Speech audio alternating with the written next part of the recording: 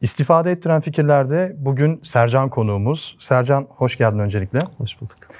Sercan'ın gerçekten zor bir hikayesi var. Şu an kendisi başarılı bir girişimci fakat geçmişinde o kadar büyük olaylar yaşamış ki, zorluklar yaşamış ki benim çok dikkatimi çekti hikayesi. Birçok girişimcinin de ben benzeri hikayeleri yaşadığına inanıyorum ya da yaşayabileceğine inanıyorum. O yüzden bugün Sercan'ı ben buraya konuk ettim. Kendi hikayesini anlatmak için. Kendinden biraz bahseder misin? İlk başta nasıl başladı bu hayat hikayen? Ya şöyle oldu. Çok başarılı bir okul hikayem yok benim. Hani hep işte okul var ama onun yanı sıra bir şeyler yapmak istiyorsun. Tabii o zamanlar böyle işte şimdiki şeyler kadar başarılı değil bizim zamanımız. Hani böyle internet yok vesaire. İşte 56K modem Hangi olduğu sene? zamanlar. İşte 2000'lerin başları. O yıllarda işte daha böyle liseye başlamışız falan. Bir şeyler yapmak istiyorsun çünkü normal standart olarak okul açlığı denen şey hiçbir işe yaramayan bir şey. Dersler bana göre değil. Ben mesela sayısalda çok kötü olan ama sözelde çok iyi bir öğrenciydim. Okul hayatı bitti. Ondan sonra bir şeyler yapman gerekiyor. Benim ailemde herkes fotoğrafçı. Bir tek babam fotoğrafçı değil. O da babam mesela işte parfümeri, kozmetik vesaire tür şeyler satardı. Babamda 6 tane yabancı dil vardı. Bende yabancı dil 0 modunda. İşte biraz onun yanında Rusça vesaire öğrenmişliğimiz var. Annemin zoruyla fotoğrafçılığa başladım. Ailede de herkes fotoğrafçı. 20 seneyi öyle tamamlamış olduk fotoğrafçılıkta. İşte karanlık oda zamanlarında başlattırdılar zorla. Sonra tabii bir süreden sonra artık mesleğim oldu, başka da bir iş yapamıyorum diyerek gidiyorsun. İşte 2004-2005 yıllarında başlamaya. Artık böyle hazır siteler falan başlamış. İşte açık kodlamalar vesaire. İnsanda birazcık merak uyandırıyor. Kuzenim web tasarım işine girmişti. Onunla beraber dedim ki ya ben de öğrenmeye çalışayım. O zaman işte PHP, ASP kodları, HTML'ler falan. Kuzen ASP üzerine yoğunlaşmıştı. Hadi dedim ben de onu. Çünkü işte devlet kurumları falan genelde ASP kodları kullanan siteler kullanıyorlardı. İş açığı biraz daha fazla gibi gelmişti. O da fazla sürmedi çünkü açık kod siteler falan çıkartmaya başladılar hemen yabancı siteler. O iş fazla sürmeden patladı. Sadece öğrendiğinle kaldım. Ben fotoğraf stüdyoları açmaya başladım. İlk fotoğraf stüdyomu 15 yaşındayken açtım. Ve benim bu zamana kadar açtığım bütün dükkanlarda şöyle. Elimde bir bütçe var. Açıyorum. Bir dahaki ayın kirası yok bende. Hani bir dahaki aya kadar kirayı çıkartamadığımda kapatmam gerekiyor. Açtım. Bir süre öyle idare ettik. Kuzenimle beraber açmıştık. O zamanlar böyle işte VHS kasetler, işte beta kasetler falan onları çevirmeye başladıkları yıllardı. CD'ye aktarıyoruz. Güzel bir iş kitlesi yakalamıştık. İşte motorumuz var kurye ben çekiyorum, o kuryelik yapıyor, o kuryelik yapıyor. Böyle sıralama gidiyoruz.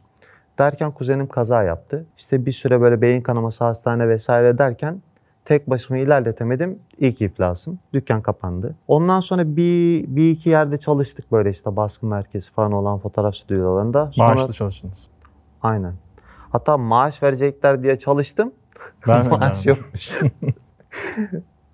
Sonra çok büyük bir fotoğraf laboratuvarında çalıştım. O zamanın en büyüğü. Yurt dışında vesaire her yere yapıyorlar. Photoshopçu olarak girmiştik. Yaklaşık 30-32 tane Photoshopçudan bir tanesiydim. Gece sabaha kadar Photoshop yapıyoruz böyle. Gündüz yapıyoruz. Birkaç saat uyuyorsun, geri çağırıyorlar böyle. Sürüm işi gibi bir şeydi bu. Oradan da paramızı alamadık. Birazcık aldın, hiç alamadın gibi bir durum böyle. Tekrar stüdyo açayım dedim. Bu böyle olmuyor. Milletin işiyle olacak gibi değil. Çünkü hep para alamıyorsun. Yani tekrar stüdyo açtım. Bu seferki açtığım stüdyoda tamamen saçma bir bakkalın bile açmayacak olduğu bir ara sokağın, böyle zifiri ara sokağın bir tanesine fotoğraf stüdyosu. Hani böyle görsen deli derler. Bir süre sonra ya iş olmuyor. Günde bir kişi çektiriyor. Zaten çektirenler de logo koymazsan olur mu diyorlar. Çünkü ara sokağın içerisine açmış fotoğrafçısın. Senin daha önce ne kadar iyi işlerde çalıştın kimsenin umurunda değil. Güzel bir mekanın olacak. Kötü iş yapsan da gidiyorsun bu ülkede. Orası da fazla sürmedi. Bir yılımı da orada yedim ben. Sonra başka bir yere taşıdım o stüdyoyu. Orayı da böyle yine elimde bir kiram var. Tuttum, bir kirayı verdim. Sonra orada birazcık iş olmaya başladı. Ama orada da şöyle bir şey var. Bende büyük millap alacak para yok. Yani fotoğraf baskı makinesi alacak para yok. Çünkü o zamanlar böyle 80 bin dolarlardan falan bahsediyorlar. Biz Türk insanız. Bende o kadar para olsa 2 ev alır kiraya veririm deriz. Gidip başka bir yerden bastırıyorsun, getiriyorsun vesaire yetişmiyor. İnsanlar o yıllarda başlamışlardı. Hemen istiyorum, hemen var mı? 5 dakikada vesikalık falan yıllar. Dedim ki ya stüdyonun içerisi çok kötü. Böyle çok eskiden böyle kumlarla taşları beraber yaptıkları bir zeminler vardır onlardan. Gelinle damat girdiği zaman böyle surat eşkitiyorlar. O zamanlar stüdyo çekimi, dış çekim daha yok. Dedim ki ben burayı böyle büyük büyük granitler yaptırayım. O zamanlar böyle 600-650 lira bir kira veriyorum. Granit yaptırdım. Dedim ki dükkan sahibine şimdi bunu söyleyip mazar olmanın gereği yok. Adam zaten kiradan düşmez. Yaptırdım granit falan filan. Adama dedim ki bak abi ben sana her zaman 5-6 gün önceden kira veriyorum. Bu sefer dedim birkaç gün gecikecek kiram çünkü ben senin dükkanına granit yaptırdım. Tamam ya olur dedi. Akşamleyin bir gelin damat geldi. Gelin damadı içeriden çekiyorum. Yukarı kattan bir bağırma sesi geliyor. Allah belanızı versin falan. Ya dedim ki dışarıda herhalde bir kavga oluyor. Gelinle damada dedik ki ya bir dakika bekleyin falan. Yukarıya kafamı bir uzattım. Yaşlı bir teyze bana bağırıyormuş. O belalar bana. Dedim ya ne oldu? Dedi oğlumun kirasını neden vermiyorsun? Ya geline damat bakıyorlar bana. İnsanlar var orada, bir düğün kafilesi gelmiş. O kadar zoruma gitti. Yaşım da geç. Normalde şimdi olsa biraz sineye çekerim. Kapatıyorum ben bu dükkanı dedim. Sabahleyin kamyon çağırdım. Dükkandaki bütün her şeyi eve taşıdım. Çünkü taşıyacak başka bir dükkanım yok. Granitler? Granitler ne oldu? Granitler kaldı. Orada kaldı. Eve taşıdım her şeyi.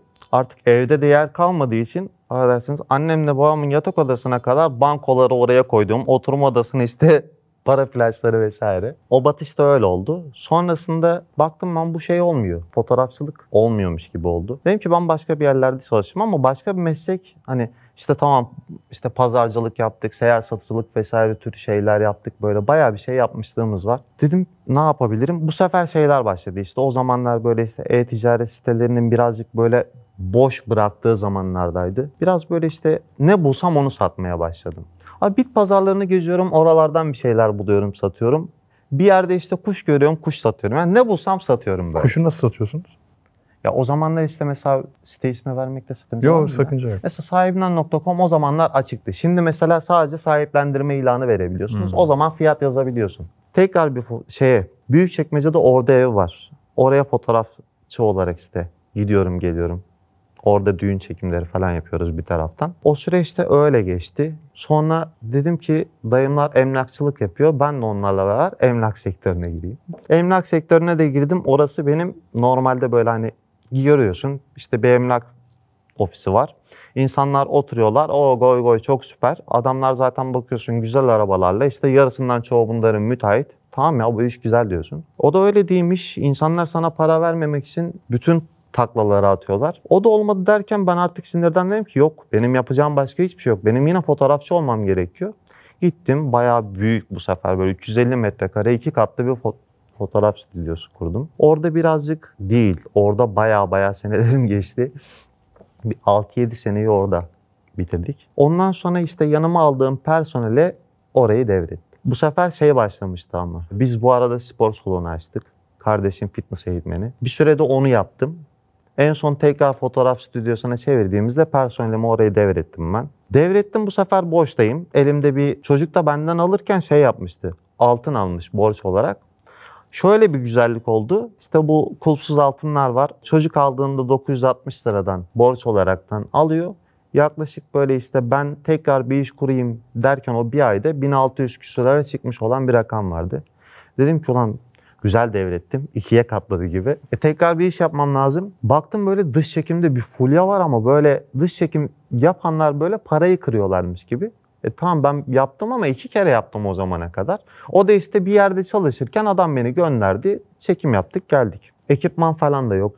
Tertemizim. Tuttum işte internetten falan Facebook'tan işte bazen fotoğraf makinesini alıp satıyordum. 10 kişi olarak yapıyordum. İşte tuttuk o zamanlar böyle 7100'ler falan yeni çıkmıştı Nikon. Bir de ben hastasıyım. Eski lensler. Eski Japon işte mesela 80'e 200 falan diye böyle pompalı lensler falan vardır. Çok severim. Tuttum onlardan falan birazcık kendime küçük bir ekipman yaptım. Bir tane Instagram açtım. O zamanlar işte eski eşimle ilk tanıştığımız dönemler. O da biraz böyle psikolojikmen destek oluyor. Instagram açtım, Facebook açtım. İşte baktım insanlar nasıl yapıyorlar. Onun dışında bir şey yok. Müşteri yok, takipçi yok, hiçbir şey yok. Dedim ki demek ki dükkan açmak lazım böyle bir ofis tarzı. Gittim yine böyle sadece uygun bulabildiğim böyle sadece Suriyelilerin oldukları böyle yan yana dükkanlar vardı. Onların arasında bir tane tek Türk olarak ben girdim. Yine elimde işte 1250 lira var. 1250 liraya adama verdim. Dedim ki abi depoziti de bir sonraki ay kirayla beraber vereceğim. Adam kabul etti sağ olsun. Girdim içeriye, bir sonraki şey yok. İlk 15 gün geçti. Sadece geliyorum, oturuyorum, gidiyorum. Oturuyorum, gidiyorum derken bizim bir tane bir abi var. Çok eskiden beraber çalışmıştık. O önümüzden geçiyor. Dedim ki abi ne yapıyorsun Bayram abi falan. Zaten sohbet edecek insan lazım bana. 15 gün geçti, 15 gün daha var. Sonra kapatacağım zaten. Açık net kafama koydum. Hiç yapamıyorum. Dedi ki sosyal medya rektörlüğü mü, denetimi, öyle bir şey yapıyorum. Dedim abi ben dedim burayı açtım dış çekim yapacağım diye. Ama dedim sıfır müşteri, sıfır bilgisi, hiçbir şey yok. Yani fotoğrafçılık var, gerisi yok. Dedi ki o zaman ben sana dedi yardımcı olayım. Şöyle bir şey yapalım. Bugün dedi zaten dedi izin günü. Ben sana dedi bir şeyler anlatayım dedi. Sen dedi onları yap. Dedi ki şimdi bir kampanya oluşturacaksın. İşte Instagram, Facebook vesaire her yere reklam vereceksin. Google AdWords falan. Ama dedi piyasayı tamamen araştıracaksın. Öyle bir fiyat vereceksin ki müşteri değil, bütün fotoğrafçılar sana düşman olacak. Öyle bir fiyat vermen lazım. Dedim abi bak ben şu an kapatacağım burayı. Buradakileri de eve koymaya kalksam zaten annem izin vermeyecek. Çünkü öncekilerden koymuş olduğum ürünler var eve. Hani çöpün başına koyacağız, yine bir başarısızlık. Tamam abi dedim, ben bir kampanya oluşturdum. Adama sundum onu akşamleyin. Dedi ki Sercan bu çok güzel, bunu yap. Nasıl reklam vereceğim anlattı. Ben reklamları verdim. 1 saat mi 2 saat sonra işte reklamlar onaylandıktan sonra benim reklamların altında böyle düzinelerce hakaret var ama müşteri değil, hepsi fotoğrafçı. Aradım dedim abi ben hiç müşteri alamadım. Bende hep küfür ve hakaret var. Hani telefonlarım susmuyor. 2 telefon bağlamışım. Onlardan ayrı arıyorlar, yorumlardan, mesajlardan ayrı. O zaman dedi çok iyi bir şey yapıyorsun, devam et. Tamam abi dedim. Sabahleyin bir başladı. Günde 8 ile 10 gelin damat arası randevu alıyorum. Bir randevu defterim var. Randevu defterinde yer yok. Artık şey yapmaya başladık. Boşta olan fotoğrafçıları yazıyorum. Onlara diyorum ki işte size 100 lira versem çeker misiniz? 150 lira çeker misiniz? 8-10 taneyi de kendim her gün sabitlemişim. Onları çekiyorum vesaire. Artık bir süre sonra şey oldu. Böyle albüm şeyleri, albümcü geliyor diyor ki sadece sana çalışsam yeri var Sercan diyor. Albümleri koyuyorum böyle tavana kadar düzüyorum. Yanına koyuyorum düzüyorum. O bir dönemde öyle gitti. Sonra ben dedim ki böyle olmaz. Ben dedim daha böyle güzel bir ofise geçeyim. Gittim. Ofis aradık, bulduk. Güzel bir ofise geçtik ama bu sürede de şey geldi. Artık ilişki ciddi ilişkiye döndü. O birazcık söze döndü. Söz nişana doğru gidiyor. Bu esnada harcamalar da başladı. Ve bu sefer şey başladı. Artık ben evleneceğim. Benim ciddi bir işte paraya ihtiyacım var. Çünkü düğün vesaire zaten masraflı. Sonra kuracağım bir hayat var. Birisini işte tutup babasının evinden aldığında ona daha iyi, yani en azından 50-50 yani o hayat standartını sağlamış olman gerekiyor ki için rahat etsin. Daha kötü bir hayat sunmaman lazım biraz. Ofisi kurdum. Kış geldi, fotoğraf yok. Çekimler günde 1-2 tane ya düştü ya düşmedi. Bu esnada benim şey gelmeye başladı. İşte ödemeler vesaire geliyor. Ama hep şey var içimde. Böyle 2004'lerden 2005'lerden beri kalan durmadan denediğim site açıyorum. Bir şeyler satmaya çalışıyorum. İşte bankalara gidip başvuruyorsun. Post cihazları işte sanal post istiyorsun. Diyorlar ki işte bankada şu kadar paranız olması lazım ya da işte şirket olmanız lazım. Hadi normal şirket yetmiyor, limited lazım vesaire. Ya limited ne? Ben dükkanı tutarken 1.250'yi veriyorum. Bir dahaki ay kirası yok bende. Bu arada ailem bir tane bir ev var boşta, kiraya verilen. Onu da sattılar sağ olsunlar, bana batırayım diye verdiler onlar. Ben şimdi elimde para var 120-130 lira civarında. Rahat bırakmıyor beni çünkü tam öyle bir toplu parayı ilk defa aldım ben elime. Diyorum ki ben bunu nasıl batırsam planları başladı. Dedim yani tamam bu şans benim elime bir daha geçmez, ben bu site şeyimi gerçekleştireyim. Yani batarsam da gerçekleştirdim diye anlatırım sağda solda. İsim arıyorum, her yazdığım şey dolu. Sağ olsun bütün isimleri satın almışlar. Derken aklıma işte modelizm geldi. O da işte Tolstoy'un bir tane kitabında böyle lizimli falan bir şeyler vardı. O esnada giyim açmak istiyordum. Zaten eski eşim işte tasarımcı. Dedim ki yani ben işte fotoğrafla bir iş yapamam şu anda. Giyim satabilirim. Giyim satanlar iyi kazanıyorlar. Eski eşim de tasarımcı olduğu için o da bana yardımcı olur. O da zaten çok iyi bir firmada tasarımcılık yapıyor. Ben dedim giyim yapacağım. Babam da bu arada tekstil batağı bayağı vermiş bir adam olduğu için dedi ki oğlum bak her iş yap, tekstil yapma. Dedim ama çok iyi kazanıyorlar. Çünkü gidiyorsun görüyorsun vesaire çalıştığı yerde. Modelizmi buldum, açtım. İşte sitenin taslağını vesairesine her şeyi yaptık. Sonra dedim ki ya benim bilgim birazcık yetersiz gelmiş olabilir. İstediğim şeyler var. Bir tane de tasarımcı birisini buldum. Fiyatta anlaştık. Her gün işte bir ofis tuttum. Ofise işte geliyor. Ben ona anlatıyorum. Birazını ben sağlıyorum. Birazını o yapıyor. Modelizmi öyle kurduk. İşte tamam. Satacak mal sıfır. Gittim işte 40 bin lira mı ne öyle bir para çektim bankadan. Annemi aldım yanıma. Bir de işte Dacia Logan böyle arkası uzun olan bir araç var. Babam o zaman pazarlara falan çıkıyor. Normalde de kendi mağazasında. Şey yaptık. Merter'e gittik biz. Hani işte tekstil deyince aklına Merter geliyor. Gittik biz Merter'e. Benim kafamda şey var. Sitede olsun yeter. Hani çünkü bomboş bir site var. Bir iki tane ürün koysan olacak gibi değil. Her mağazaya gidiyorum. Hoşuma ne giderse abi bundan bir seri ver diyorum. Bundan bir seri var. Oraya gidiyoruz bir seri ver falan filan. Dacia Logan'ın arkası doldu. Bende de para bitti. Yalnız şöyle bir şey var. 3-4 poşet işte yani. O 40 bin lira parayı verdik geldik biz oraya. Ofise getirdik. Dedik ki elbiseler işte böyle katlı katlı durmasın. Onları müşteri almak istemez sonra. İşte bu eşek denilen şeyler var ya elbise astığımız. Sizin burada evet. da var. Onlardan işte böyle bir 16-17 tane aldım. Ofise böyle yan koyduk hepsini. Elbiselerin hepsini astık. Yalnız şöyle ben o eşekleri alma süresinde o elbiseler poşette kaldığı için onlar da birazcık kırıştılar. 2 tane ütü masası koyduk. Hem annem ütülüyor hem eski eşim ütülüyorlar. Elbiselere zarar uğratmayalım diye. Ben de paketliyorum. Bu sefer aklıma geldi. Biz bunları paylaşacağız sitede. Pazar yerleri hakkında sıfır bilgim var. Zaten pazar yerleri kendi ürünlerini satıyormuş gibi boş bir bilgim var yani hiç bilgim yok orada. Sadece modelizm var elimde oraya yüklemem lazım. Tuttum yaptım. Dedim ki bize manken lazım. Şeyleri aradım işte manken falan vermeleri için. $500'dan açtıkları oluyor. Böyle 1000'li 1500 TL'li rakamlar. Ya dedim benim birkaç gün çağırmam lazım. Bildiğin zaten parayı bitirdim ben. Facebook'a reklam verdim. Manken arıyoruz.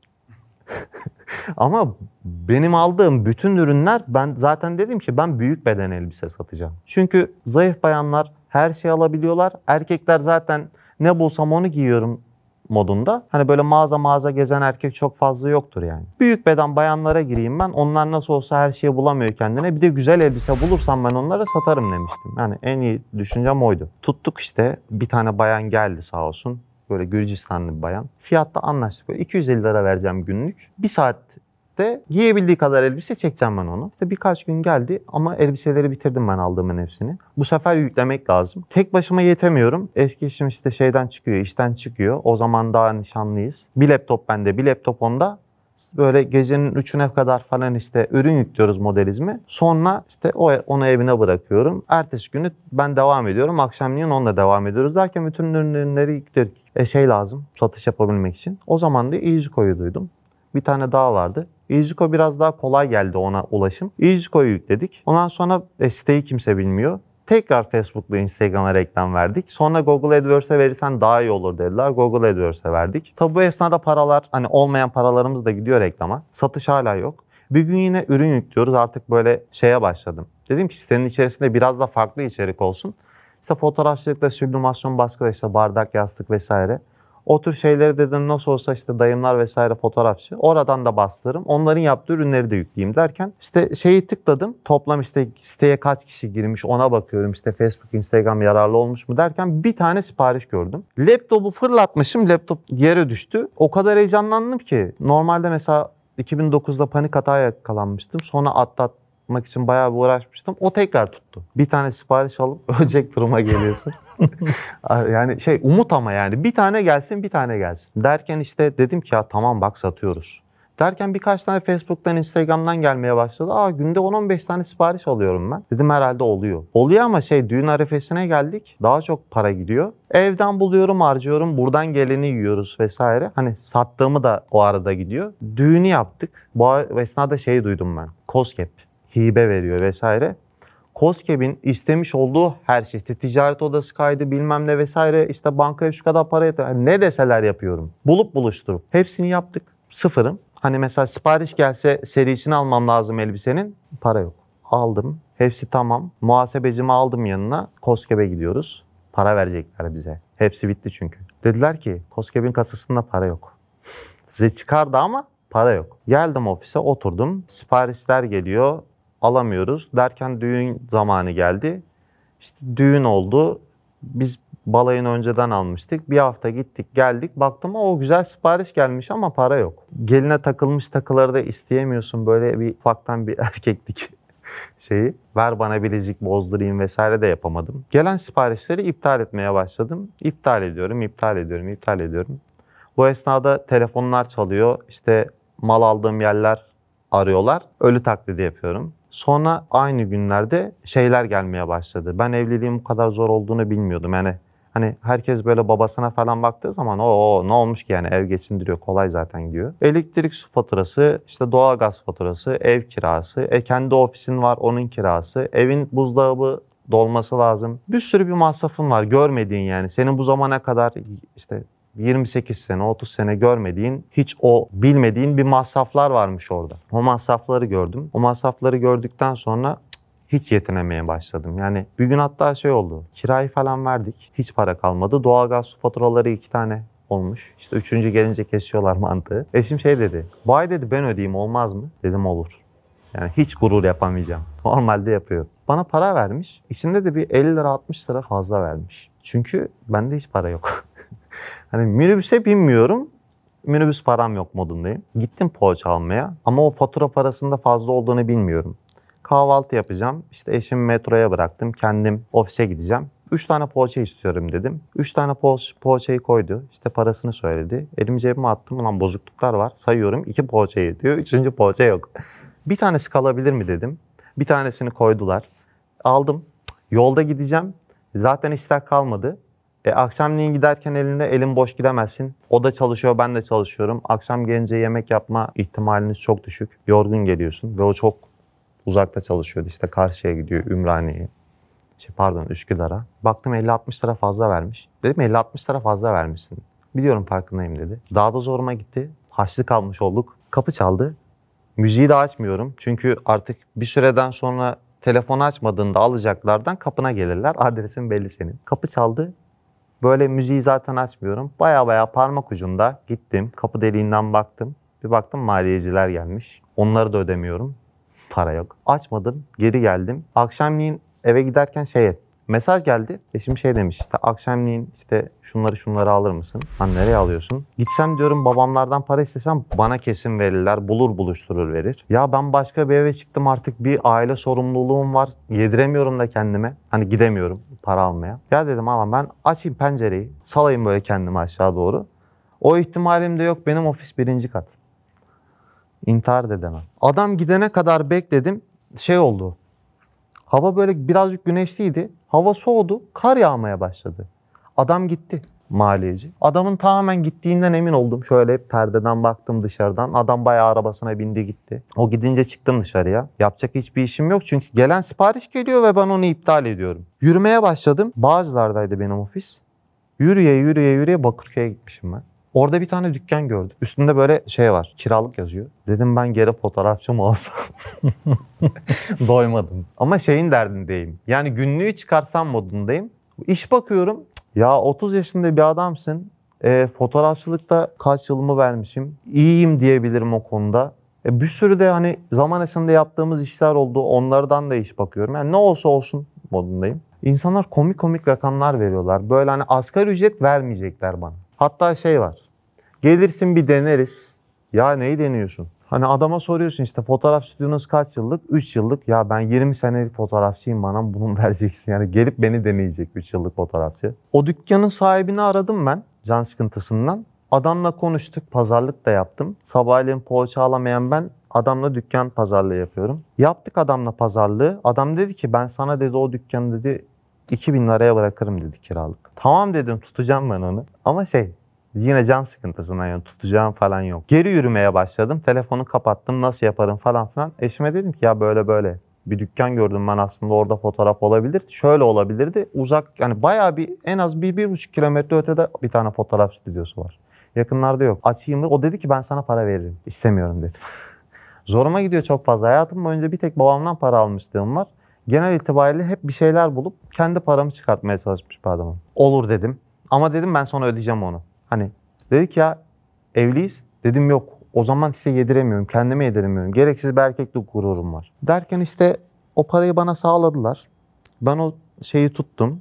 Ofisteki masayı getirdim. Ofiste olan her şeyi getirdim. Fotoğraf makinesi elimde var. De dedim ki malzemeciye bana dedim bir haftalık yapar mı? Olur ya Sercan ne demek al dedi. Fotoğraf kağıtları falan aldım. Başladım. Orada küçücük bir fotoğraf stüdyosu Şu sizin 2 granit kadar bir yer. Bir yarısını stüdyo olarak kullanıyorum. Müşteri vesikalık çekinmeye gelse para flaşlar neredeyse müşterinin suratına değecek. Tamamen kısıyorum onları. O sürecim de öyle gitti. Sonra her gün böyle şeyin derdindeyim. İşte öğlene kadar iş olmuyor, yeni açmışsın, kimse seni bilmiyor. Kıştı ben açtığımda.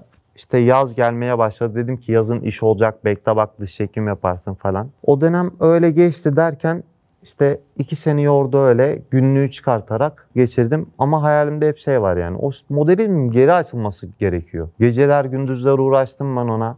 Bu arada şeyci arıyor. İşte web tasarım, işte hostingi falan yine o tasarımcıdan almıştım. Abi işte para zamanın geldi, ödemezsen modelizm kapanacak. Modelizm kapandı. Daha sonra modelizm ismini başka bir hosting satıcıları satın almışlar. Dedim ki ben bunu yine işte 11 dolardan falan satın alırım. Adam yok, oraya 46 bin dolar para yazmış. Modelizm bitti. Dedim başka bir isim buluruz parayı bulunca. 2 seneyi tamamladım ben orada. Sevgililer günü işte çiçek falan da satıyoruz. Hani ne olsa satacağım. Akşam para lazım. Sevgililer günü geçti. Güzel çiçek sattım o gün. Gecenin 2'sine kadar falan. İşte araba süsü falan da yapıyoruz. O da gelmişti. Sonra bir matbaacılar sitesinde bir müşteri işte aradı beni ürün çekimine. Ürün çekimini yaptım vesaire derken dedim ki ya Allah'ım herhalde -2, -3'ten sıfıra çıkıyorum.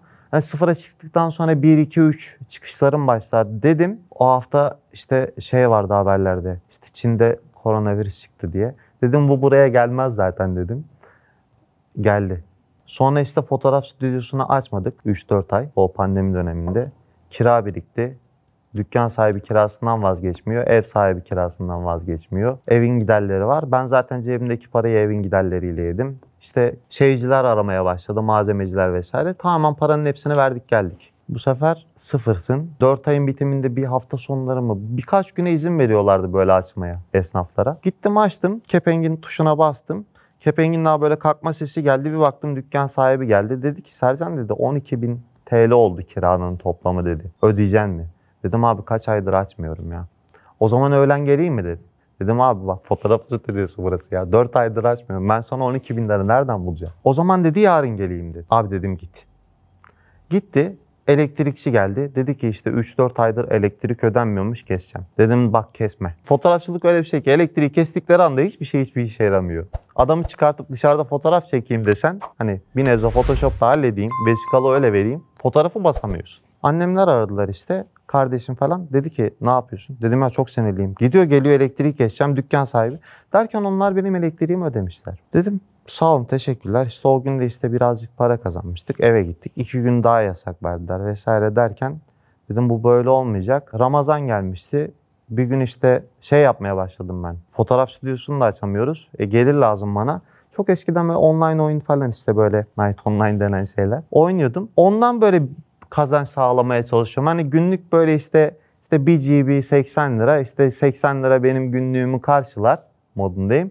İşte 1 GB para kasmak için akşama kadar o bilgisayarın başındayım.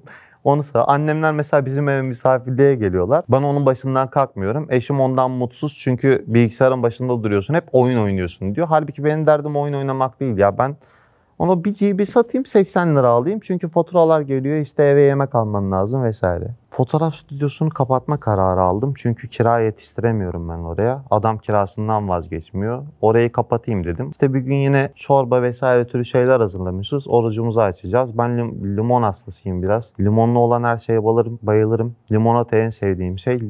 Eşim böyle limonata hazırlamış. İşte nanesi vesaire çok. Allah'ım diyorum bir an önce o şey okunsun ve ben limonata içeyim. Yemek falan aklımda değil. Telefonum çaldı. Kardeşim bağırıyor. Babam vefat etmiş. Gittik oraya da. Bu sefer şöyle bir şey oldu. Benim 2 tane evim var oldu. Hani hem bu evle ilgilenmem lazım hem her gün anneme gidip bakmam gerekiyor. Çünkü annem 33 yıl evli kaldılar. Annem bu 33 yıl boyunca babamsız evde hiç durmamış, babamsız uyumamış bir kadın. Kardeşimin de mesela işte ilgilenilmesi gerekiyor. Aslında büyük bir adam hani yaşı vesaire iyi. 28 yaşında. Ama yine böyle evde bir baba eksikliği var orada. Her sabah ben oraya bir önce gidiyorum sonra stüdyoya gidiyorum. Stüdyoda işler yok. Zaten pandemi adamın çok doğumluğunda fotoğraf yani. Herkesin derdi akşamleyin ve sabah kahvaltısını yemek alayım derdinde. Bir tek marketler iş yapıyor. Kapatalım burayı dedim. Kapatayım dedim ama yapacak işim yok. Annem dedi ki babam emekli olduktan sonra küçük bir emlakçı dükkanı açmıştı kendine. Hani hem emekliyim Hem de ufak tefek burada şey yaparım. Bir de eski müşterileri hala arayıp ondan parfüm falan istiyorlar. Dedi ki gel dedi annem burada dedi babanın yerine otur. Emlak işi yaparsın. Yaptın daha önce. Ya dedim kimse kimseye para vermiyor ki o işte. Ya yapacak başka bir şey de yok zaten. Oranın kirası da ucuz. Gittim oraya oturdum. Eşime dedim ki ben burayı kapatacağım. Bir sürede geçinmek için para lazım. Dedim ben fotoğrafçılığı da bir daha yapmam. 2 set fotoğraf makinem var. Bir tanesi işte çekim yaptığım makine. Bir tane de olur olmaz ihtimale karşı yedek tuttuğumuz makine. İkisini de sattım. Dedim bu bana herhalde bir hikaye yeter. O esnada bir yer başlarsam hani ben vermeye kiralıktır, satlıktır idare ederim. Bu sefer evde sen kazanmayan adamsın. Ben mesela hep şey bilirdim. Eşim beni çok seviyor. Evet eşim beni çok seviyordu ama bir şey oldu. Para kazanmadıkça insanlar sana farklı bakmaya başlıyor. Sadece eşiniz değil. Mesela eşinizin tarafı. Hatta böyle arkadaşınız olsun sohbet edin. Para kazanmıyorsanız gereksiz adamsınız. Bu arada ben iş yapacağım diye şey yapmıştım. Seksepeti ve işte N11 açmıştım. Trendyol hepsi burada ya da başvurmuştum. Evrakların birazını göndermiştim, birazı eksik. Emlak dükkanında oturuyorum. İşte şeyler var, onları satmaya çalışıyorum. İşte süblimasyon baskı makineleri, işte 3D makinelerim falan. Onları da böyle kıt kanaat bir araya getirip almıştım ama ihtiyacım yok. Satayım ben onları, birkaç ay daha geçireyim. Sonra hiç olmazsa bir yere işe girerim. Onları satmaya çalışırken bir gün evdeyim. Yine eşimle kavga ettik biz. Bir işe gir olmazsa falan diyor. Her kira geldiğinde sen katı bir adam oluyorsun. Çünkü kazanamadığım zaman kendimi çok kötü hissediyorum. Akşamleyin evli bir erkek adam akşamleyin eve bir şey götürüyormuyorsa, evlileri boş gidiyorsa bence dünya üzerindeki en tehlikeli adam odur. Çünkü kendine yüklediğin bir misyon var, eşine karşı yüklendiğin bir misyon var. Sonra bir bakıyorsun elin boş. Bir şey yapamıyorsun. Çok kötü hissediyorsun. Hani diyorsun ki ya yer yarılsın ben buraya gireyim ve üstü kapansın. Seksepet'in uygulaması falan var böyle işte. Oraya yüklemiştim işte bardak, yastık vesaire. Bütün süblimasyon her şey var. Bol bol yüklemiştim. Bu esnada bir tane de Türkmen eleman almıştım fotoğraf stüdyosundayken. Çocuğa acıdım dedim ki ya ailesiyle falan konuşamıyor. Faturalı attım ona verdim. Telefonumla beraber. Dedim sen ailenle falan konuşuruz zaten ben bunu ödüyorum. O da sağ olsun hazır açık faturalı at. Kumar oynamış internetten, iddia oynamış, her şey oynamış sağ olsun. Hatta İstanbul kart bile doldurmuş. Bana geldi böyle uzun bir fatura. Onu ödeyecek durumum hiç yok. Eşim bu sefer daha da yüklendi bana bildiği için her şeyi anlatıyoruz. Bana asgari ücretten iş bulmuşlar. Ama giderim aslında gurur yapacak durumum yok ama asgari ücret benim geçinmeye yetmiyor. Yani evin kirası 1500 lira, asgari ücret 2600 falan desen, faturaları ödesem açız. Asgari ücret yetmiyor. Dedim ki Seksepet uygulamasına hani böyle can sıkıntısından bakıyorum. Artık Facebook ve Instagram'da izlemediğim videom yok. Hani video yok. Hepsini izliyorum can sıkıntısından. Seksepet uygulamasına bir baktım. 2 tane böyle cep aynası bayanların makyaj yapması için kullanan üstüne fotoğraf basılıyor. Kalpli böyle. Ondan gelmiş. Ya dedim ne uğraşacağım ben bununla. Kar marjı yüklenen bir şey değil zaten. Oradaki en uygun ürün. Ama şey var. Sipariş geldi. Dedim ben bunları zaten cihazları satacağım. Hiç uğraşmayayım. İptal edeyim. Ertesi gün işte babamın eski bir dostu var. Sağollu abi diye. Ona söyledim. Dedim ya kaç ay bekledim stüdyoda. Ulan bir tane sipariş gelmedi. Şimdi 2 tane sipariş gelmiş ama ben bu işi yapmayı bırakacağım. Nefret ettim. Hayatımdaki en nefret ettiğim iş, en sevdiğim işti fotoğrafçılık. Bırakacağım. Ya dedi sen yine satacaksan müşteri bulana kadar idare et. Ama gelen müşterinin şeyini de gönder. Hani 2 tane dedi satmışsın ya gönder ne olacak? Bastım ben onları götürdüm verdim. Kargoya hatta benimle beraber yürüdü geldi. 2 tane kargoyu verdik biz paketleyip. Ertesi sabah kalktım 6 tane sipariş vardı. Dedi ki bak gördün mü 2 taneyi verdin 6 tane geldi. Ya dedim abi 6 tane geldi 2 ay daha gelmeyecek bu zaten. Hiç inancım yok. Ertesi günde onu da verdik falan. Bu sefer baktım bana malzeme lazım. İşte toptancıya gittik.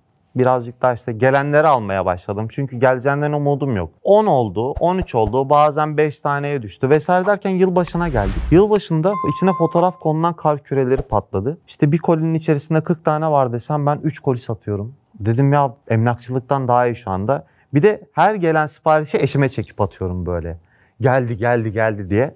İşte kargoları topladığım zaman bir tane poşet yapıyor. Elimde işte araba yok ama şey yapıyorum. Sırtıma alıyorum ya da hatta şey yaptım. Pazar arabaları var ya bayanların kullandığı. Onu çıkarttım. Böyle poşeti ona geçiriyorum, götürüyorum ama para kazanmak umurumda değil. Zaten benim hani tamam oradan günlük ne gelirse benim karıma diyorum. O da zaten 22 günde veriyor paramı sağ olsun. Ya e-ticaret yapıyorum. Oyun gibi geliyor bana. Zaten hep oynamak istediğim bir oyundu bu benim. Hep başarısızlık oldu. Ama buradan hani ufak ufak da gelse yani ben yapıyorum deyip kendimi avutacağım. 3 koli falan filan oluyor. Artık bazen birilerinden araba alıyorum gidiyorum falan götürüyorum. Artık kargocularla da aşırı neşir olmaya başladık. Çünkü her gün gidip gelmeye başladım. Bir süre sonra benim kazandığım para çok az olduğu için benim evdeki karizmam düzelmedi. Asgari ücretten bir iş bulmuşlar bana tekrardan. Oraya git falan diyorlar. Ben de diyorum ki ya ben bir sürü meslek biliyorum. Yani zaman aşımında çalıştık bir sürü bir yerde. Yediremiyorum da kendime. Şey dedim. Ben bunlardan birazcık satış yapmaya başladım. İlk ödemimi verdiler benim. Bir 5.600 lira gibi bir rakam verdiler. O esnada da işlerim iyi gitti. 6 tane yeri ardı ardına kiraya verdim ben. Ev, dükkan. Elime biraz para geçti. O esnada da satacağım fotoğraf makineleri de sattım. Elimde para var. Gittim böyle. Eşime dedim ki bence bu esnada devlet şey verdi. Kredi. Hatırlıyorsunuz işte pandemi desteği Evet. işte 23 bin lira mı 30 bin lira mı yakın para. Onu da verdiler. Bizim işte takılarımız vardı falan derken babam vefat ettikten sonra işte bizim normalde konuşmadığım emlakçı tanıdıklar falan vardı işte Bekir abi falan. Onu gördüm. Dedim ne yapıyorsun abi? Ya başın sağ olsun işte geldik ama seni görmedik falan dedi. Sen nereden geliyorsun abi? Bir ev gördüm ya çok kelepirdi. Normalde param olsa ben oraya alırım dedi. Bakayım abi dedim. Bak dedi resimlere bak abi çok güzelmiş dedim. Ne kadar dedi? Şu kadar dedi. Abi aslında ben buraya alırım da eksik param var dedim. Aşağı iniyordum ben de bankaya gittim o parayı bana verdiler. Çıktı bana o para. Normalde iş yaparım derdim. Eve çıktım hemen koşa koşa. Eşime dedim ki ev alıyoruz. Nasıl alıyoruz? Evi görmedik. Dedim ben resmini gördüm çok güzel ev hadi gidelim. Gittik biz beraber. O esnada 40 bin lira falan da bir eksik çıktı. Eşimin annesi falan dedi ki onu da biz denkleştiririz size ev almış olun. Biz o evi aldık o evi kiraya verdik. Kendi evimiz hani böyle bir çift ilk bir yere taşındığında orası kira bile olsa hatta böyle baraka bile olsa onlar ilk orada evlendiler. Sonrası böyle bozulmaması gereken, büyüsü bozulmaması gereken bir yermiş gibi geliyor. Oradan hiç çıkmak istemiyorsun. Elimde de para geçti ya birazcık erkeklik güvenim kendine gelmeye başladı geri. Dedim ki ya biz kiradadık daha önce. Şimdi buradan kira alıyoruz buraya veriyoruz kirada değiliz. Hani işte -1 falan sayarız burayı. -2 de sayabiliriz. Daha aşağıdayız. Ama dedim birazcık rolantimizi düşürelim. Çünkü mesela sen saatin 9'unda 10'unda geliyorsun. O saatlerde de ben geliyorum. Bizim birbirimize ayıracak vaktimiz falan yok. Bir de ben artık 32 yaşına geldim. Daha ilerlerde çocuğum olursa ona tüketecek nefesim kalmayacak gibi geliyor bana. Babam zaten bir torun görmedi. İşte bir tek anne var falan düşüncelere başladı değil mi? Ben çocuk istiyorum artık galiba. Normalde sevgili olduğumuz zamanlarda hep böyle bebek konuşmamız var. Herkes de oluyor. Evli olunca iş değişiyor. Bayanlar çocuk istemiyorlar. Biz o gün kavga ettik. Ben ofise gittim yattım. Emlak ofisine. Ertesi gün geldim eve akşamleyin. Telefon çaldı. Eski eşimin babasının annesi vefat etmiş. Normalde kadın kalp krizinden vefat etmişti ama korona önlemleri var diye ailesini şey yapmadılar. Gittim bütün işlemleriyle ben ilgilendim tek başıma. Akşamleyin de baş sağlığına geldim. Onların ikisi işte annesiyle eşim yukarı kata çıktılar. Onların kendi binaları. Alt katta annesinin işte babaannesinin oturduğu evdeyiz biz. Babasıyla yan yanayız. Hiç aslında o konunun geçmemesi gerekiyordu orada ama babası şey dedi bana. Aslında dedi biz de dedi isteriz dedi sizin çocuğunuz falan olmasın ama ben şimdi kızıma diyorum ki işten çıkma çocuk da yapma. O bana çok ters gelmişti. Yani benim özel hayatımda benim evim. Oraya girdiniz. O gün yine tartıştık eşimle eve gidince. Bu bizim evliliğimizin bitişine gitme oldu. Birkaç tane eşya aldım eve gittim. Ofise gittim. Tekrar düzeliriz diye de evde hani kendi tarafıma da hiçbir şey söylemedim.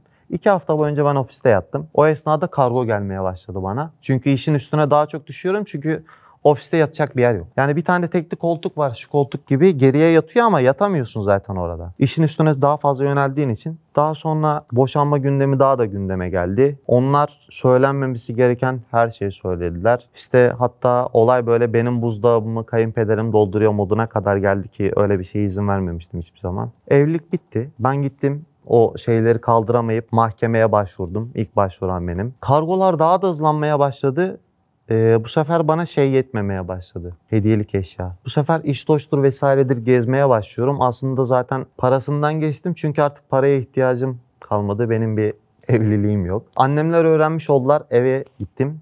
Aslında sonuçta orası benim baba evim ama insan bir kere oradan çıktıktan sonra oraya gidince bir yabancılık çekiyor. Onlar sağ olsunlar beni çok iyi kucakladılar kardeşim ve annem. Kardeşim benimle beraber koşmaya başladı bu e-ticaret şeyine. Aslında işte bir çuvalda o çuval oldu 2 çuval. Bazen bir çuvala geri düştü vesaire derken biz farklı ürünler bulmaya başladık. O esnada birisi bize bir tane ürün önerdi. Bu ürün istiridye var. İçinde inci çıkıyor. Kolyeye asıyorsun vesaire derken biz bu ürünü Daha önceden beri kovalıyordum ben bu ürünü, bulamamıştım. Birisi elimde yüklü miktarda var dedi. Ben de hazır elimde para vardı, zaten bir evliliğim yok, o parayı oraya vereyim dedim. Aldığımız evi de mahkeme kararıyla yarıya böldüler. Benim elime daha fazla para geçti. Ben o ürünlerin neredeyse büyük miktarını satın almış oldum. O esnada da diğer satıcıların elinde bitmiş o ürün. Artık Çiçek Sepeti vesaire yerlerde o ürünü tek satan benmişim gibi geldi. Çok hızlı geliyor. Bu sefer şey başladı. Haftalık gelen para 6.000 lirayı görüyorum. Bu benim için o günlük 20 liralara düşen, hani 10 liralara poğaça alamayan adama göre çok süper para. Onları falan almaya başladım. Bu sefer dedim ki ya benim babamın aslında yapmış olduğu iş vardı, kozmetik vesaire. Oradaki her yerde babamı çok sevdikleri için benim orada nazım çok iyi geçebilir. Adamlar bana limit de açarlar. Gittim, sağ olsunlar, bayağı limit çıktılar bana. Ne kadar alabilirsen al. Hatta istersen stok al, dükkanına koy. Satabildiğin kadar. Emlakçılığı o şekilde bırakmış oldum ben. Satışlar daha da artmaya başladı. Personeller alınmaya başladı. Daha fazla ürün lazım dendi. En son tabii ben ilk düştüğüm yere birazcık uslanmıyoruz galiba. Tekrar tekstil işine biraz daha tekrar gireyim dedim. Çünkü insan kazandıkça galiba aslında para değil mesele. Oradaki hani gelen sipariş sayıları var ya. O galiba seni hipnoz ediyor. Sen daha çok diyorsun. Şu an sadece pazar yerine satıyorsunuz ama, değil mi? Şu an işte modelizm ağırlık verdiğim yer, asıl istediğim yer. Çünkü pazar yerlerinde var. Yurt dışındaki yerleri falan da kontrol ediyorum. Hatta mesela sizin videolarınızda genelde Amazon geçiyor hep. Onları da kontrol ediyorum. Oralarda bizim Türkler, yani bizim kendi milletimizin yaptığı şeyi yapmıyorlar. Bizde böyle 10 kuruş, 5 kuruş daha altına düşeyim, ben satayım mantığı var. O yüzden fiyat hep düşüyor. Akşamleyin bir fiyat oturtuyorsun, 2-3 tane sipariş alıyorsun. Sabahleyin bir bakıyorsun sen en altlara düşmüşsün çünkü fiyat düşürmüşler. Durmadan onu kovalaman gerekiyor. Bu sefer ne oluyor? Senin kar marjın düşüyor. Paketleme vesaire, o ürünlerin kırılmadan gitmesi lazım. Hep daha fazla paketleme lazım. İadeler çok fazla geliyor. Müşteri o esnada başka bir ürün görmüş olsa dahi senin ürününe bir kötüleme yaparak sana ürünü geri gönderiyor. Derken işte en son geldiğimiz nokta ben size yazdığımda 20.000 haftalık demiştim. Bu hafta 50.000 haftalık. 50.000 TL karlılık mı? Sadece Trendyol. Karlılık mı, ciro mu? Ciro. Ne kadar kar ediyorsunuz orada? Bizim kar maaşlarımız %60'ı buluyor. %60, bayağı güzel kar. Peki... Çiçek Sepeti de bu hafta yanılmıyorsam 30-35 bindi. O ayrı. Trendyol ayrı, Çiçek Sepeti ayrı. O ayrı. Hepsi burada ayrı. O zaman haftada ne kadar toplam bir cironuz var aşağı yukarı? Ya 100.000'i deviriyorumdur 100.000'i geçiyor aşağı yukarı. Valla çok güzel ya, ben keyifle dinledim. Hatta hiç bölmedim, soru dahi sormadım. Aynen öyle. Yani çok güzel bir hikaye ve tabii ki birçok kişinin, yani birçok girişimcinin, yani zor dönemlerden geçen girişimcinin mutlaka uyan noktaları vardır. Yani açıkçası benimle örtüşen noktaları çok, başlangıçtaki noktalar çok fazla. Ya ben size yazma nedenim şöyle olmuştu. Sizin bir tane çekirdek hikayeniz var. 2-3 sefer anlatıyorsunuz. Evet. Ben o videoyu birkaç sefer izledim. Benim de tam ona uygun bir hikayem var. Şöyle, benim babam tek erkek. Geri kalanları halam. Bizim baba tarafı hepsi yurt dışında. Bir tek biz buradayız. Ben onların tek erkek kardeşinin tek erkek çocuğuyum o zaman. Babam o zaman seyyar satıcı. Durumlar oldukça kötü. Küçük bir tezgahı var. Çok küçük, şu kadar. Onda biraz parfüm satıyor. Bunlar da Almanya'dan gelmeden önce eski ev telefonları var ya. Sizin şurada da var çevirmeli. Arıyorlar bizi, işte 1,5 ay sonra size geleceğiz diye. İşte ben de onların tek yeğeniyim ya. Beni istediler telefona. Okula gitmediğime göre 5 yaşında okula başladım. Herhalde 4 falanım. Belki 5'e girmeye başlayacağım. Dediler ki sana ne getirelim? Kapının önündeki bütün çocuklar, biz o zaman Tozkoparan'da oturuyoruz. Bu bloklar var böyle, 60 tane hane vardır orada hep, çok güzeldir. Bahçeli bir evimiz var. Dışarıdaki bütün çocuklar bisikletle geziyorlar ama benim babamın o zaman bisiklet alacak durumumuz yok bizim. Hala ben bisiklet istiyorum dedim. Tamam dediler. Telefonu kapattılar. Ya bir çocuk 1,5 ay boyunca onlar gelene kadar her gün pencerede onu bekler mi? Bekledim, Allah bekledim her gün. Sonra geldiler. Babamlar onları almaya gittiler. Valizlerle geldiler, bisiklet yok. Dedim ki demek ki bisiklet valizin içinde. Geldiler eve, çay, kahve, kola, Allah'ım her şey gidiyor geliyor. Daha valizleri kimsenin açtığı yok. Dışarıya çıkacağım, oyun oynamak istiyorum. Bütün arkadaşlar dışarıda. İşte malum misket oynuyoruz. Valizi açmaya geldi sıra. Birinci valizi açtılar, elbiseleri var. İkinci valizi açtılar, elbiseleri var. Üçüncü valizi açtılar, bana oradan çikolata verdiler. Bisiklet yok. Ağladığıma başladığımı hatırlıyorum, ağlıyorum. Dediler ki niye ağlıyor? Annem de o zaman dedi ki ya dedi bisiklet istemişti ya sizden. Halam dedi. Dedi o çok pahalı, alamayız onu dedi. Babam hayatımın ilk dersini verdi. Bana dedi ki, gördün mü dedi, bir şey istiyorsan kendin alacaksın dedi. Ertesi günü babam beni uykudan kaldırdı. Hava böyle daha aydınlanmaya başlıyor. Aksaray'ın orada böyle eskiden küçük dükkanlar vardı. Şey satıyorlar, plastik malzemeler. Oradan 2 tane bidon aldı bana. Böyle altı musluklu. Bir tanesine limonata koyduk, bir tanesine su. Benim bunu sattığım yer Karaköy Güllüoğlu'nun önü. Seviyorlar diye sağ olsun zabıta vesaire kimse karışmıyor bana. Karaköy Güllüoğlu'nun sahibine limonata satmış adamım ben. Kendi limonata satıyor sağ olsun. Allah razı olsun, aldı benden. Bir de böyle 5 TL'ler yeni çıkmış, bana 5 TL verdi. O günün her şeyin işte, o gün biraz sattık vesaire, akşam oldu. Gittik Saraçhane'de bisikletçiler çarşısına. Babam dedi ki hangi bisikleti istiyorsun? Ya buradaki bisikletlerin hepsi güzel ama bir tanesini yukarı asmışlar. Ona bir sürü süs takmışlar, o çok güzel. Ona paramız yetmiyor. Babam da kazandığı bütün parayı onun üstüne koyduk, bisikleti öyle aldık. Geldik bloğun içinde falan geziyoruz. Halamlar diyor ki işte bizi niye sevmiyor? İşte biz buraya Almanya'dan geldik. Ya benim umurumda mısın? Ben bisiklet almışım. Benim ilk ticaret şeyim o. Sonrasında da işte bir şey istiyorsan kendin alacaksın modu başladı işte. O yaşta gördük. Sonrasında da işte şey var. Her çocuğun yaptığı bizim jenerasyonda pazara gidip su satma. Ben onu biraz şey düşünmüştüm. Herkes bardak bardak satıyordu. Dedim ki ben onu toptan satayım. Sürahiyle satıyorum. Annem ev yapımı yoğurtla kadın bana ayran yapıp veriyor. Hani maksat eğleneyim, işte çocuk dışarıda oynamasın, bir şeyler yapsın gibisinden. Yoksa kimsenin benim parama ihtiyacı yok. Mesela bardak 25 kuruş, 50 kuruşa sürahi veriyorum. Demek ki matematiğim o kadar kötü o zaman. Birinci sınıf. O hikayeyi işte o zaman yazmaya karar vermiştim size. Çok güzel ve dediğim gibi gerçekten birçok kişinin örnek alabileceği hikaye ve birçok kişiyle ortak hikayeniz var aslında. Çünkü ülkemizde benzeri şekilde girişimci olan, hatta şu an başarısızlığı devam eden, başaramamış, hep terste kalmış insanlar çok fazla. Hepsinin benzeri hikayeleri mutlaka örtüşecektir. Ama burada çıkartılması gereken, yani istifade edilecek çok önemli bir detay var. O sizin mücadeleniz. Yani sonuna kadar onu bırakmamak, sonuna kadar gitmek, sonuna kadar ya ben en azından yapayım. Başarısız da olsam en azından yaptım. Çıkar bir yerde anlatırım başarısız oldum diye dediniz mesela. Çok güzel bir şey.